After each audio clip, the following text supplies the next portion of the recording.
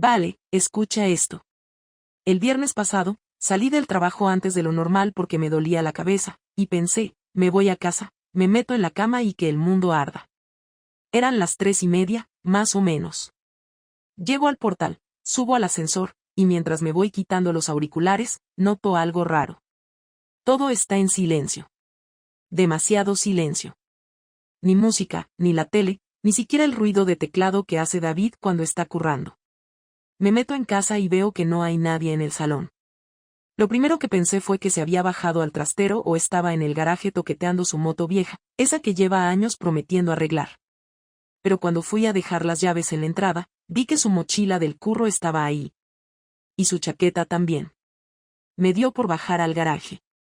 No sé por qué, fue instinto puro. Y cuando llego al rellano, me doy cuenta de que la puerta metálica del garaje estaba entrecerrada. Lo raro es que David nunca la cierra cuando está dentro. La deja abierta para que entre aire. Siempre. Me acerco. El suelo hace un crujido con cada paso. Yo ya iba notando cómo se me tensaban los músculos del cuello, ¿sabes? Esa sensación que te da antes de una pelea o cuando algo no cuadra. Me paro delante de la puerta. Silencio total. Me agacho un poco y por el hueco inferior veo unas piernas. Unas piernas que no eran de David.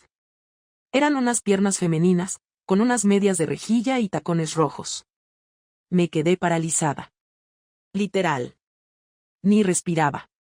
Luego escuché su voz. La de él. Baja. Íntima. Y luego la risa de ella.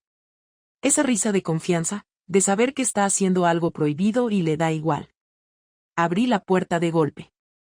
Y ahí estaban. David, de rodillas, con la cabeza metida entre las piernas de una mujer que no era yo, una mujer que ni siquiera conocía. Ella me miró primero, con una sonrisa asquerosamente tranquila.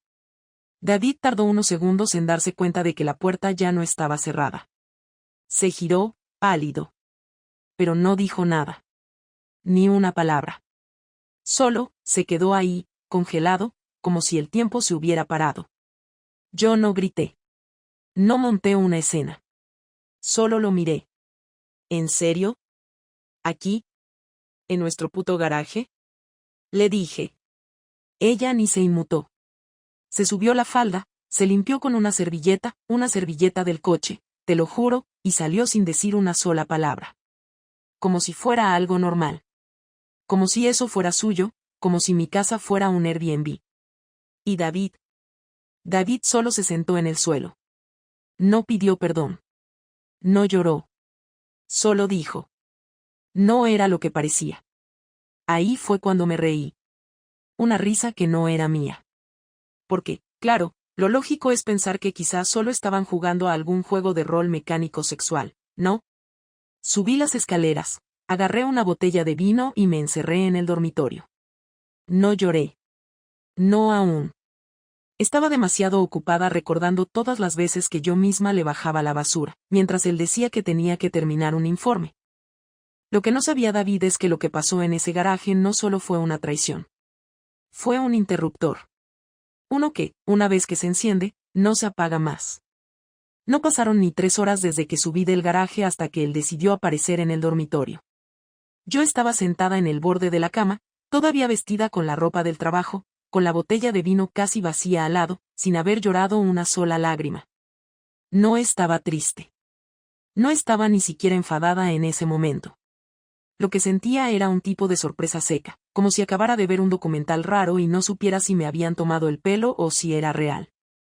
Cuando David abrió la puerta no me miró a los ojos, se quedó de pie, con la misma camiseta de siempre, esa que usaba para andar por casa, el pelo algo revuelto y la cara que pone cuando no quiere asumir lo que ha hecho. Ni siquiera cerró bien la puerta. Se apoyó en el marco y suspiró, como si eso fuese suficiente para empezar a hablar. Yo seguía mirándolo sin decir nada, esperando a ver si tenía los cojones de explicar lo que había pasado sin rodeos, sin excusas baratas, sin ese tono de víctima que solía sacar cuando no sabía cómo salir de una situación. ¿Puedo hablar?, dijo, con una voz tan baja que parecía que ni él mismo se lo creía. No soy yo quien necesita permiso, respondí sin moverme. Se acercó despacio, como si fuera a pisar un campo minado, y se sentó en el otro extremo de la cama. Entre nosotros había 1 metro de colchón, 2 cojines arrugados y muchas más palabras no dichas de las que había espacio en la habitación. Tardó casi 1 minuto entero en abrir la boca, y cuando lo hizo, empezó con algo que no tenía ni pies ni cabeza. No era algo que tuviera planeado, empezó. Ha sido una mierda. Lo sé. Y no quiero justificar nada, pero... Pero vas a justificarlo igual, ¿verdad? Es que, joder, Clara, llevamos meses sin hablar, sin tocarnos.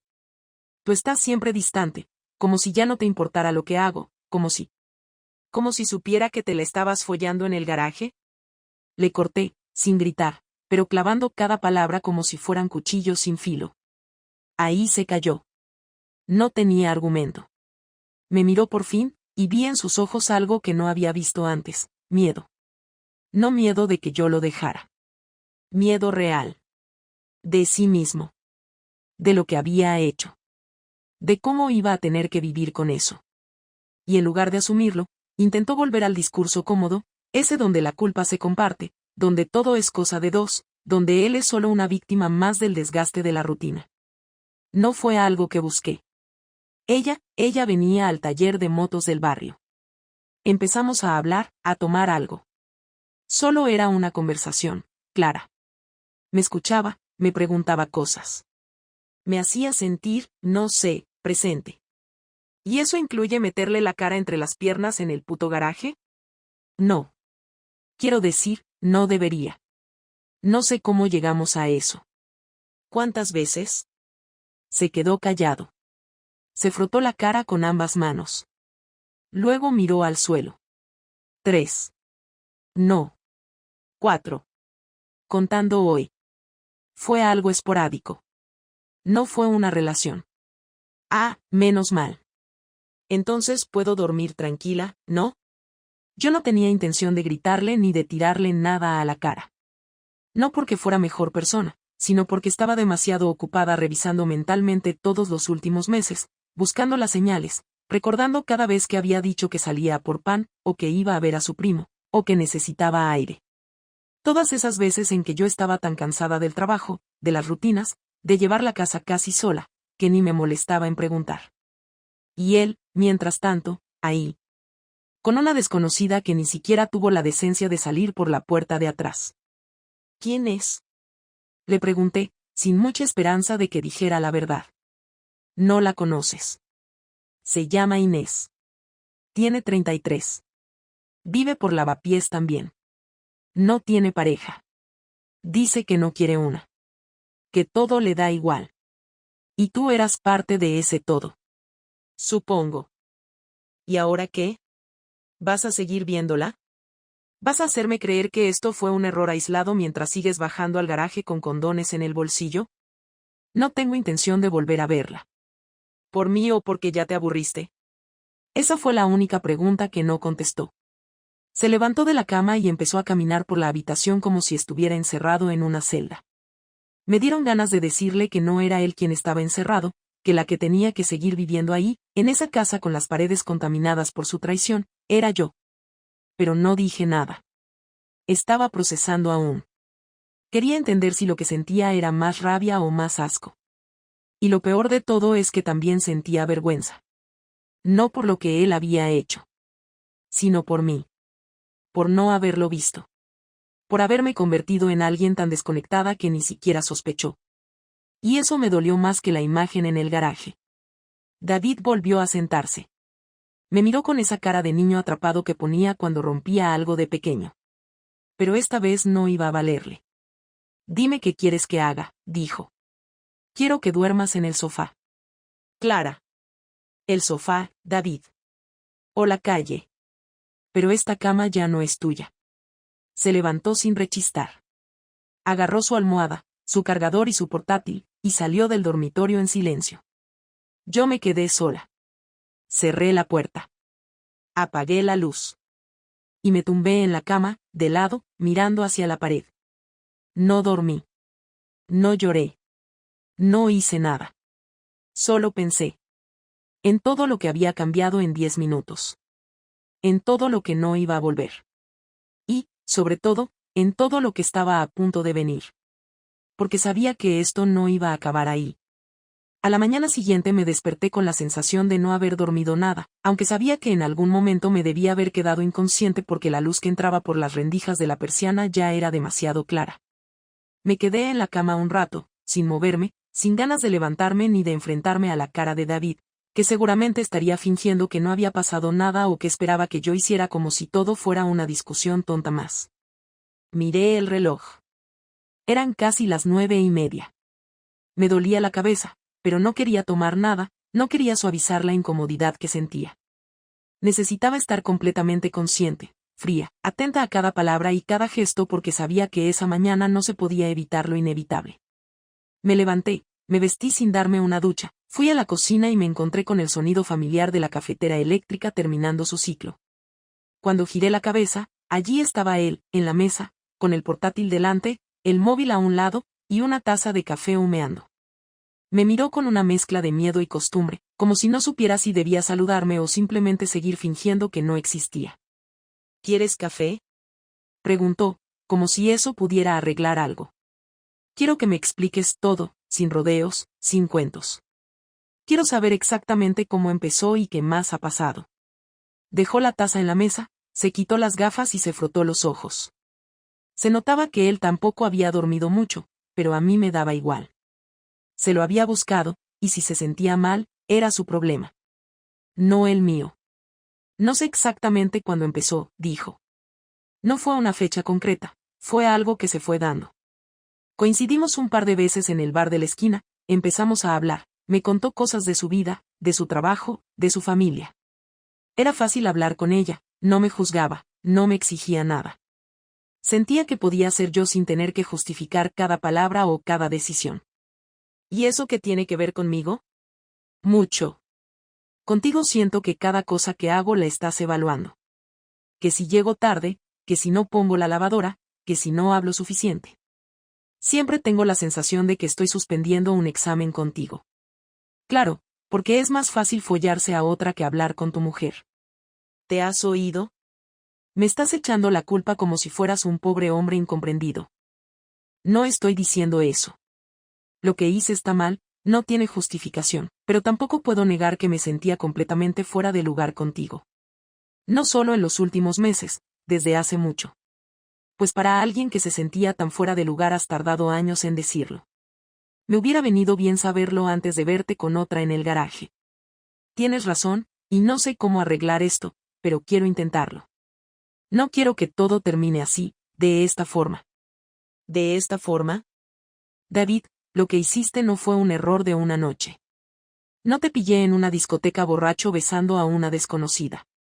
No fue una situación descontrolada. Fue una decisión, repetida, planeada. Decidiste mentirme, ocultarme, usar nuestra casa para traicionarme. ¿Y ahora esperas que esto se arregle con un quiero intentarlo? Se quedó callado, mirando su café, como si ahí dentro fuera a encontrar las palabras adecuadas. Yo no estaba esperando un milagro, ni una confesión emocional de esas que solo salen en las películas. Solo quería saber si era consciente del daño que había hecho y si de verdad estaba dispuesto a asumirlo todo, no solo a medias, no solo las partes que le convenían. No la amo, dijo, al cabo de un rato. Nunca fue por eso. No fue amor. Fue una válvula de escape. ¿Una válvula de escape? ¿De qué? ¿De mí? ¿De la vida que construimos? ¿Del compromiso que asumiste cuando decidimos estar juntos? De mí mismo, Clara. De la rutina. De sentir que cada día era igual, que no importaba lo que hiciera, todo estaba ya decidido. Ella no pedía nada. No quería nada más allá del momento. Y eso, aunque suene horrible, me hizo sentir libre por un rato.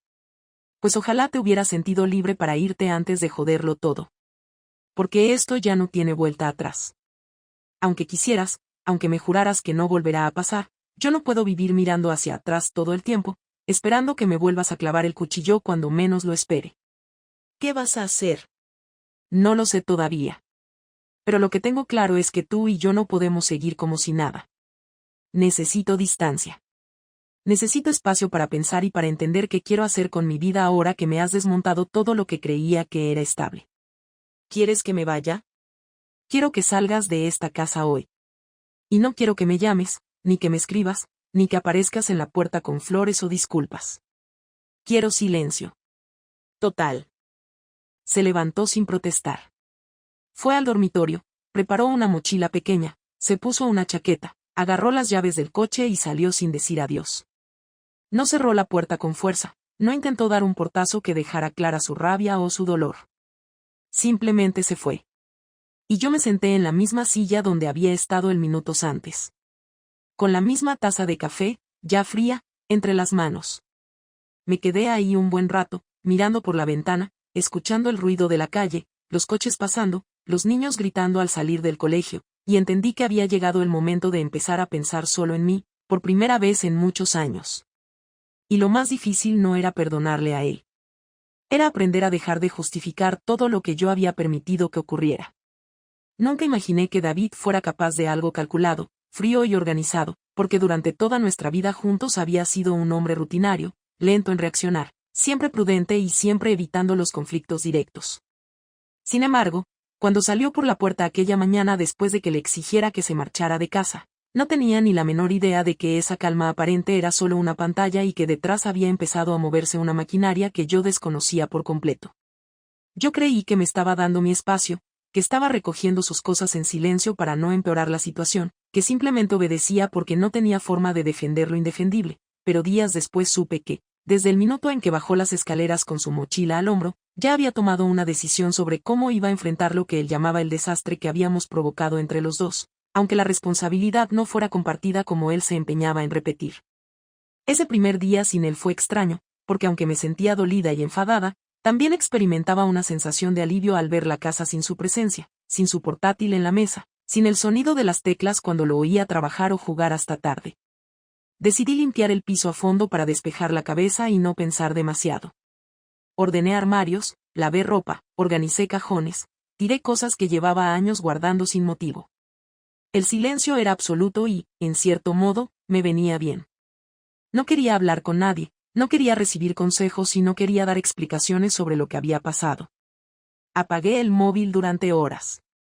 No abrí redes sociales. No atendí llamadas. Intenté, por primera vez en mucho tiempo, centrarme solamente en mí. Pero aquella calma no duró demasiado, porque a última hora de la tarde, mientras estaba preparando algo de cenar más por obligación que por hambre, oí como la cerradura sonaba y pensé que quizá David había vuelto después de olvidar algo o que venía a buscar algo más de ropa. Me preparé para decirle que no tenía nada que hablar con él, pero cuando la puerta se abrió no era él. Era Laura, mi amiga, casi golpeando la puerta con la urgencia con la que solo se llama cuando algo va realmente mal. Clara, ábreme, por favor, es urgente. Cuando abrí, entró sin permiso, dejó el bolso tirado en el suelo y me miró con esa mezcla de enfado y preocupación que solo tienen las personas que te quieren y a la vez no pueden creerse lo que están viendo. ¿Qué has hecho?, preguntó sin rodeos. ¿Qué he hecho yo?, respondí sorprendida. ¿Me puedes explicar de qué hablas? Me acaban de llegar unos mensajes de David, y no solo a mí, sino a medio planeta. A tu hermano, a mis padres, a varios compañeros tuyos del trabajo y a tu jefe. No sé qué está pasando, pero abre el móvil ya. Cogí el teléfono de mala gana porque lo había estado evitando todo el día y cuando lo encendí empecé a ver notificaciones en cadena, mensajes, correos, llamadas perdidas, avisos de grupos de WhatsApp que jamás abría. Antes de revisar ninguno, Laura me arrebató el móvil de las manos, lo desbloqueó y me enseñó directamente lo que David había enviado. Allí estaba. Un correo redactado con una precisión incómoda, con un tono que no había reconocido nunca en él, explicando paso por paso lo que había pasado en el garaje. Y no era una versión suave o ambigua. No. Era la descripción exacta, sin filtros, sin suavizar nada, detallando dónde, cuándo y cómo me había encontrado con él y con la otra mujer, incluso mencionando mis palabras, su reacción, y todo lo que vino después. Lo había enviado con copia a mi círculo cercano, pero además lo había reenviado en plan masivo a casi todos los contactos que tenía en su lista. Había convertido la historia más humillante de mi vida en un comunicado público para que medio Madrid lo conociera. ¿Por qué haría algo así?, pregunté, todavía en shock. Porque está herido, claro, pero esto no es normal, dijo Laura. Esto es vengativo. Esto es cruel. Incluso para alguien que ha sido engañado, esto es demasiado. Yo no lo engañé, solté rápido, quizá demasiado rápido, sin pensarlo. Él me engañó a mí. Laura abrió los ojos como platos y se quedó mirándome en silencio. Clara, ¿sigues borracha de ayer o no has procesado lo que me estás diciendo? Yo sé lo que viste, lo sé perfectamente, pero él está contando que tú ya estabas tonteando con otro. Dice que lleva semanas saliendo tarde del trabajo para verte con ese tal Hugo, el nuevo de tu oficina. Dice que encontró mensajes tuyos. Dice que te había confrontado antes. Dice muchas cosas. Sentí un vuelco en el estómago, porque ni siquiera había pensado en Hugo de ese modo concreto, no hasta aquella tarde en la que David se arrodilló delante de otra en nuestro garaje.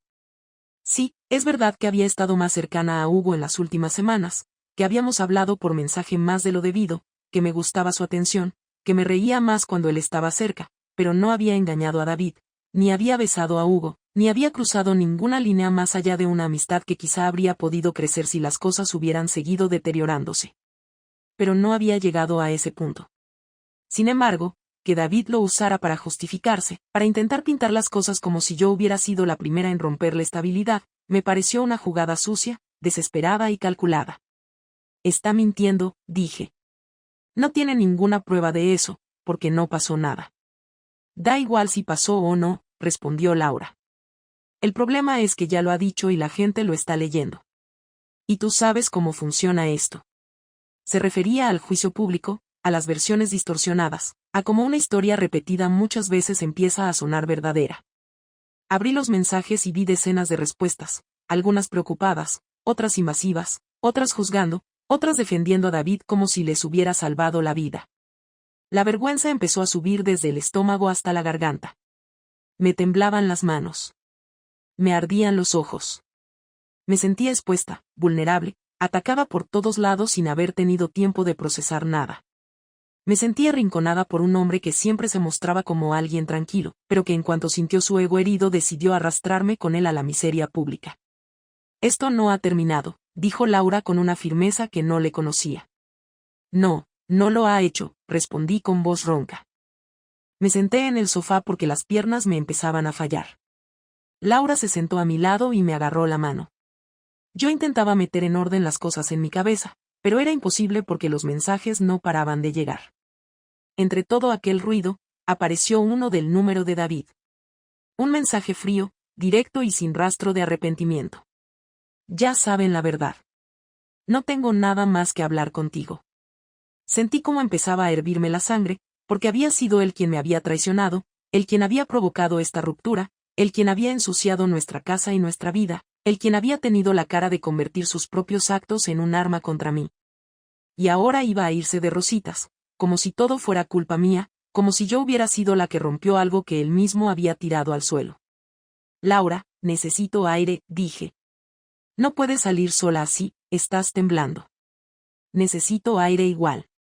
Me levanté, fui hasta el dormitorio, abrí el cajón donde guardaba mis documentos importantes y saqué una carpeta donde todavía guardaba papeles que creí que nunca tendría que usar. Respiré hondo y volví al salón con la carpeta bajo el brazo. ¿Qué vas a hacer?, preguntó Laura. Voy a devolverle el golpe, pero sin gritos, sin correos masivos y sin quedar como una loca. Voy a hacerlo bien, legal y organizado. Si él quiere guerra, la va a tener, pero no en público. La va a tener donde realmente duele. Laura asintió despacio. Clara, hazlo con cabeza. La cabeza es lo único que me queda ahora mismo. Esa noche no dormí. Y la venganza de David dejó de darme miedo. Empezó a darme fuerza. Pasaron 4 días desde aquel mensaje sin emoción que me mandó David, ese en el que cerraba la puerta como si yo no mereciera ni una frase más, como si él hubiera sido la víctima absoluta de toda esta historia y yo apenas una nota al pie en su versión de los hechos. Durante esos 4 días no hubo ni una llamada, ni una disculpa, ni un intento de matizar lo que había dicho públicamente. Por mi parte, tampoco lo busqué. Me dediqué a hablar con un abogado, a revisar documentos, a preparar todo lo que necesitaba para dejar bien claro que no iba a dejar que se saliera con la suya. No estaba pensando en venganza emocional ni en devolverle el dolor que me causó en la misma moneda. Estaba pensando en proteger lo que era mío, en limpiar mi nombre, en recuperar algo de dignidad después de que él la pisoteara sin remordimiento alguno. Hablé con mi jefe, con mi familia, con la gente a la que había llegado su comunicado, y les dije lo que había pasado desde mi versión. No intenté convencer a nadie. Solo conté los hechos como fueron, sin adornos, sin intentar caer bien. El que quisiera creerme lo haría, y el que no, tampoco me importaba demasiado a esa altura. Lo único que quería era cerrar el círculo. Pero el cierre real no llegó con los documentos legales ni con las explicaciones. Llegó esa tarde de domingo en la que David apareció en la puerta sin previo aviso, con una mochila al hombro y cara de no haber dormido en días. Lo vi desde la mirilla antes de abrir y dudé unos segundos. Parte de mí quería mantener la puerta cerrada y dejarlo ahí, como él me había dejado a mí emocionalmente durante años. Pero otra parte, la más práctica, pensó que era mejor escuchar lo que tenía que decir antes de cerrar todo definitivamente. Abrí la puerta sin decir palabra y me aparté para que entrara. Lo hizo sin levantar la vista, caminando despacio hasta el salón. Se sentó en la silla del comedor y apoyó los codos sobre las rodillas, con las manos juntas, como si estuviera rezando o preparándose para recibir una sentencia. Gracias por abrirme, dijo al fin, sin mirarme. No lo hice por ti. Lo hice porque quiero terminar con esto de forma clara. Está bien. Lo entiendo. Se hizo un silencio que no intenté romper. Lo dejé a él con la responsabilidad de empezar, porque esta vez no iba a facilitarle nada. Que hablara.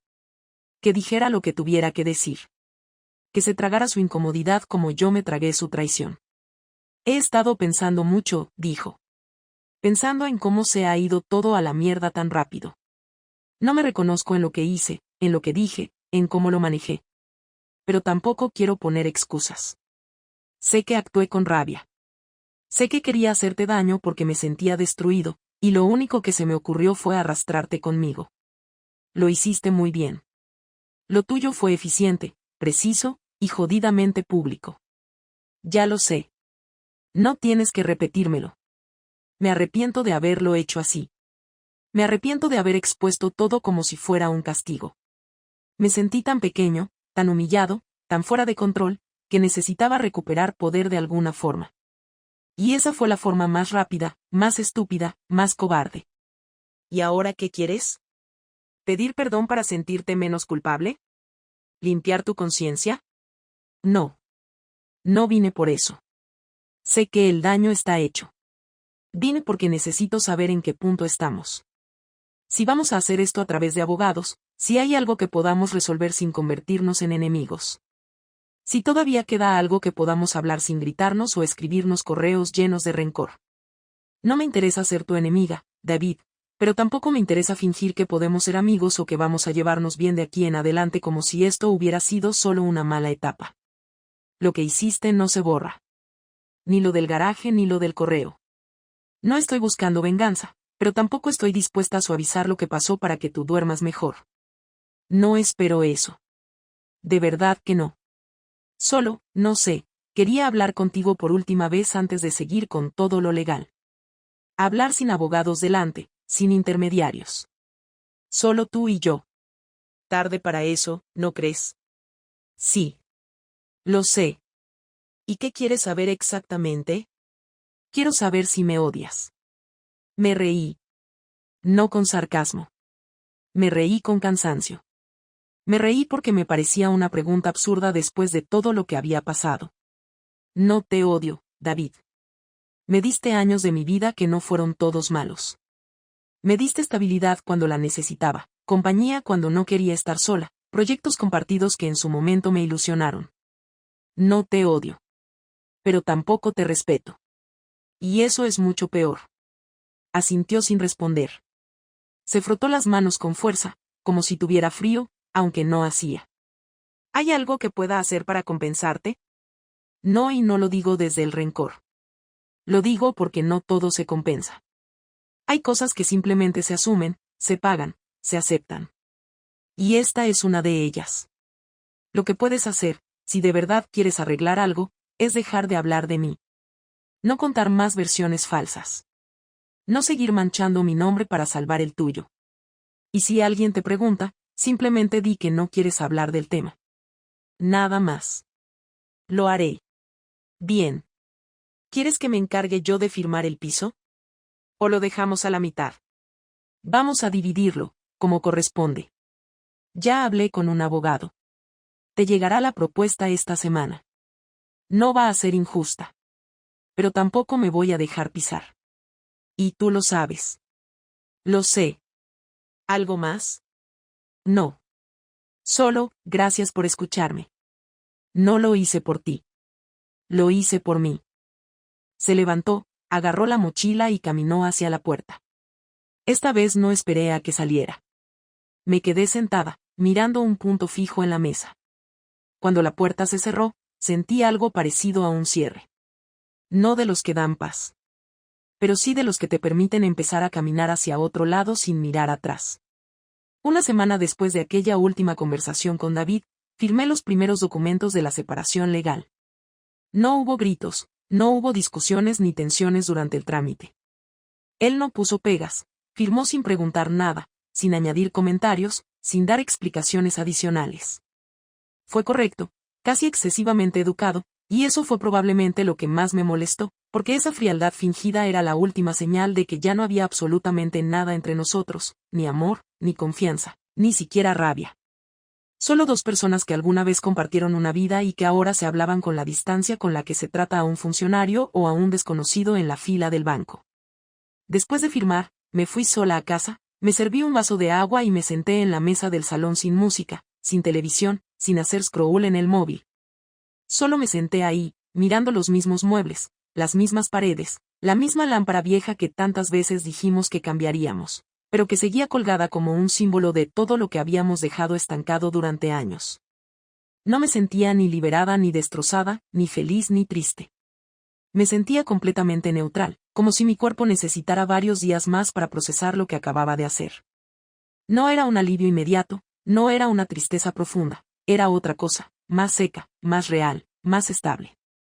Lo que había sido mi vida durante más de una década acababa de desarmarse, y aún así, lo único que pensaba en ese momento era en que iba a cenar.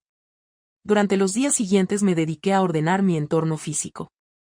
Guardé las cosas de David en cajas, no con rabia, sino con método. Clasifiqué lo que era suyo, lo que era compartido y lo que me correspondía a mí. No rompí fotos, no tiré recuerdos, no bloqueé a nadie. No tenía necesidad de hacer escándalo. No necesitaba borrar todo rastro de él porque no me hacía falta negar su existencia para seguir adelante. Simplemente ya no era parte de mi presente, y eso bastaba. Cambié las sábanas, saqué las copas del fondo del armario que nunca usábamos, abrí ventanas que llevaban meses cerradas y empecé a redescubrir mi propia rutina sin tener que adaptarla a otra persona. No fue un proceso emocional, fue casi técnico, casi administrativo. Me levantaba, desayunaba sola, trabajaba, salía a caminar, ponía música que a David no le gustaba, cocinaba lo que me daba la gana, me iba a dormir sin esperar que nadie me dijera buenas noches. Y lo más curioso fue que no sentí que me faltara algo. Ni siquiera eché de menos el ruido de fondo. Me di cuenta de que había pasado tanto tiempo desconectada de la relación que la separación no fue un corte, sino una continuación lógica. Con el paso de los días, también empezaron a llegar los comentarios, las miradas, los mensajes velados. Algunas personas me escribieron para pedirme mi versión. Otras, simplemente para curiosear. Algunas más, para elegirme a un bando como si esto fuera una batalla pública. No respondí a la mayoría. No tenía ganas de entrar en debates ni en aclaraciones. El que quisiera entender lo que había pasado, tendría que asumir que no todo es blanco o negro, que no siempre hay un héroe y un villano, que las relaciones no se rompen solo por una infidelidad sino por muchas otras cosas acumuladas que nadie ve desde fuera. Con quienes sí hablé fue con la gente que me había acompañado de verdad, mi hermano, Laura, dos amigas que habían estado cerca sin presionar, sin exigir explicaciones. A ellos les conté lo que sentía, sin drama, sin buscar compasión, solo para poder soltarlo en voz alta y que dejara de estar dándome vueltas por dentro. Fue en una de esas conversaciones con mi hermano cuando me di cuenta de algo que no había verbalizado aún. No fue solo el engaño, le dije. Fue sentir que durante años yo me fui reduciendo sin darme cuenta, aceptando menos de lo que merecía, acostumbrándome a una vida tan tibia que cuando explotó todo ya no había nada que romper porque ya estaba todo roto desde antes. Mi hermano asintió sin decir nada. Nos quedamos callados unos segundos, hasta que él añadió. A veces hace falta un golpe feo para darte cuenta de que llevas años viviendo con el freno de mano puesto. No supe qué responder, pero entendí lo que quería decir. Porque sí, lo que había pasado con David había sido feo, injusto, doloroso, pero también era cierto que yo me había dejado estar, que había normalizado demasiadas cosas que no eran normales, que había dejado pasar detalles, silencios, vacíos, por no enfrentarme al hecho de que mi relación se había vuelto estéril mucho antes de que apareciera una tercera persona.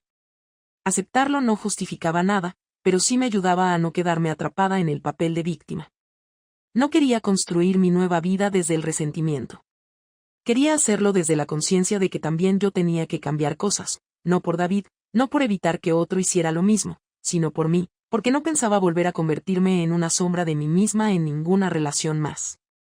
La última etapa de este proceso fue empezar a imaginar qué venía después. No hice una lista de objetivos ni me inscribí en un curso de yoga ni me fui de viaje a buscarme a mí misma. No sentía que tuviera que reinventarme de forma espectacular. Lo que hice fue mucho más simple. Empecé a salir sola a tomar café, a ir al cine sin compañía, a leer por placer, a hacer videollamadas con amigas que había descuidado por priorizar una vida de pareja que no me devolvía lo que yo daba. Retomé la escritura, algo que había dejado años atrás. Me permití volver a tener hobbies sin sentir culpa por dedicar tiempo solo a mí. Me reencontré con partes de mí que habían estado dormidas, no por culpa de nadie, sino por haberlas abandonado en nombre de una estabilidad que al final no era real. Con David no volví a hablar más. Los papeles siguieron su curso, las propiedades se dividieron, y no hubo más intercambio que los necesarios para cerrar temas administrativos. No me buscó para pedir volver, ni para arreglar las cosas, ni para dar más explicaciones. Lo cual me hizo pensar que él también entendió que lo nuestro ya estaba acabado desde antes del escándalo. Era solo cuestión de tiempo que todo cayera por su propio peso. Me enteré por alguien en común que se había mudado a otro barrio, que había cambiado de trabajo y que estaba más callado que antes. No sentí pena. Sentí distancia. Nada más. Y ahora, cuando me preguntan si me arrepiento de algo, contesto que no. No porque todo haya sido perfecto, sino porque lo que pasó era necesario. Doloroso, sí. Injusto, también. Pero necesario. Me sacó de una inercia en la que podía haberme quedado atrapada 10 años más. Me devolvió una versión de mí que no recordaba. Y aunque no me gusta cómo ocurrió, me alegro de estar donde estoy ahora. Porque esta vez, al menos, la historia la estoy escribiendo yo. Desde el principio, sin silencios, sin autoengaños, sin repartir culpas. Solo yo. Con todo lo que eso implica.